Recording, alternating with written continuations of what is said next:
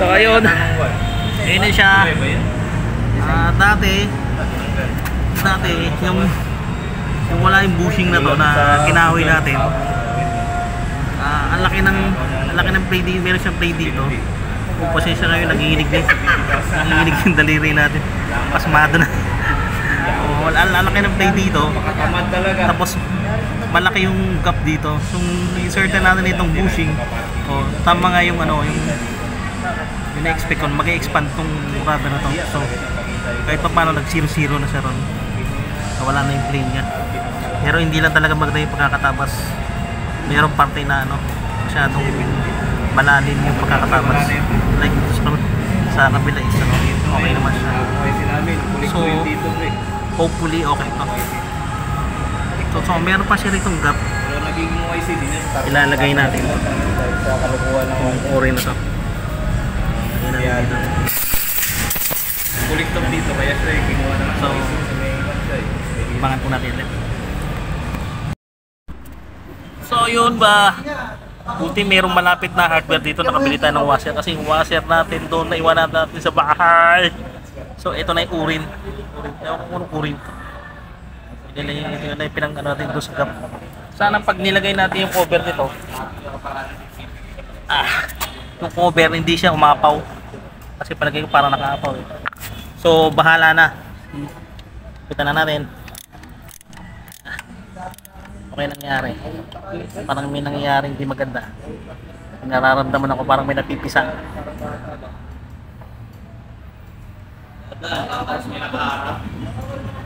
Parang may napipisa. So okay naman.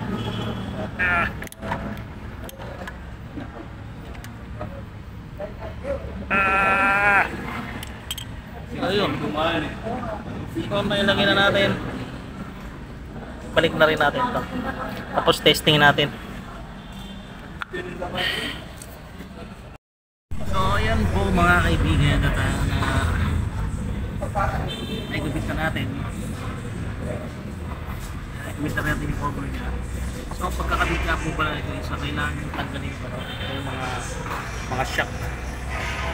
Kasi para mas mabilis siya ang gawin.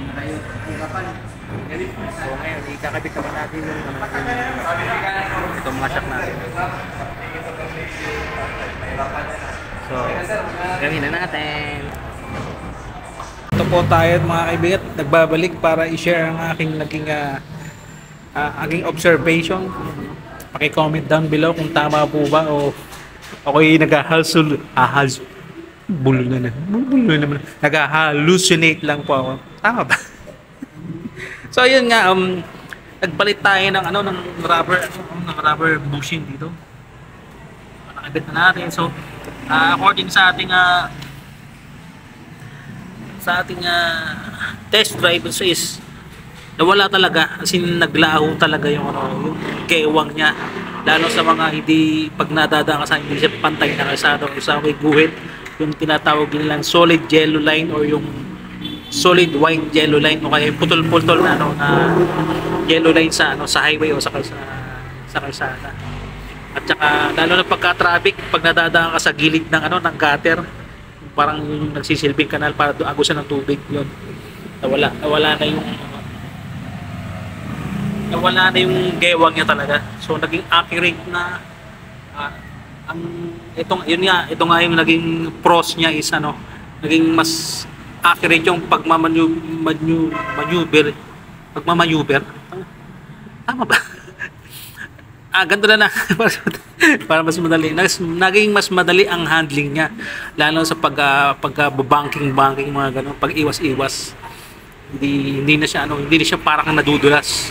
Naging mas accurate na siya. So tapos ang isa pang naging pros niya is ito nga. Yung shock natin mas naging effective yung shock natin.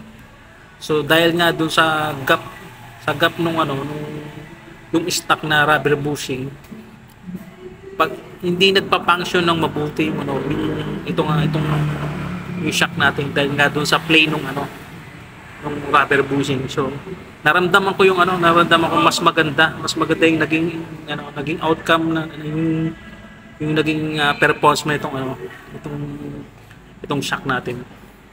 Ang cons nga lang niya is nag-iisa lang naman sa dami ng pros niya. Yung pagka-handling, nawala yung pasensya na kayo, Meg. Pataanin mo na natin yung yung mga naghahanap buhay.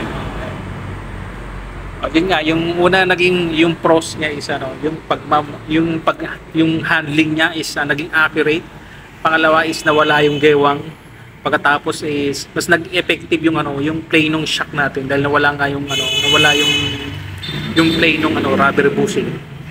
Tapos ang napansin ko lang, nag-iisa lang niyang ang nag-iisa lang niyang talagang consist yung lumakas yung vibrate niya. Ang lakas ng vibrate niya. Ito, titignan natin. Ipapakita ko sa inyo kung gaano siya ka-vibrate. So, yan. So, siya. Ito yung maging base natin. So, pag-start natin is ito.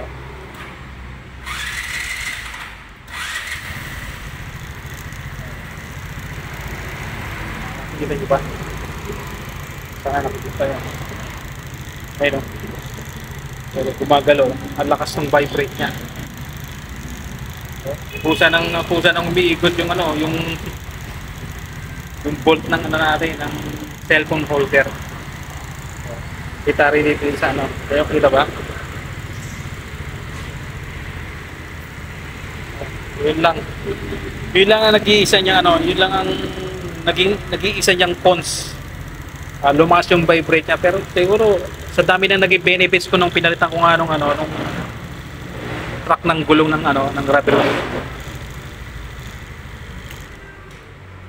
Kasi naging tatlo yung benefits niya, naging tatlo yung pros. So, comment down below mga kaibigan kung ano ba ang masasabi nyo. Mas okay ba sa inyo yung ganito na lang na pinalitan natin yung rubber bushing na masyadong malaki yung gap. Naging tatlo yung benefits niya, isang cons. Pero sa akin mas okay na yung ganito. Kasi mas safe yung walang gewang pag tumatakbo ka sa kalsada.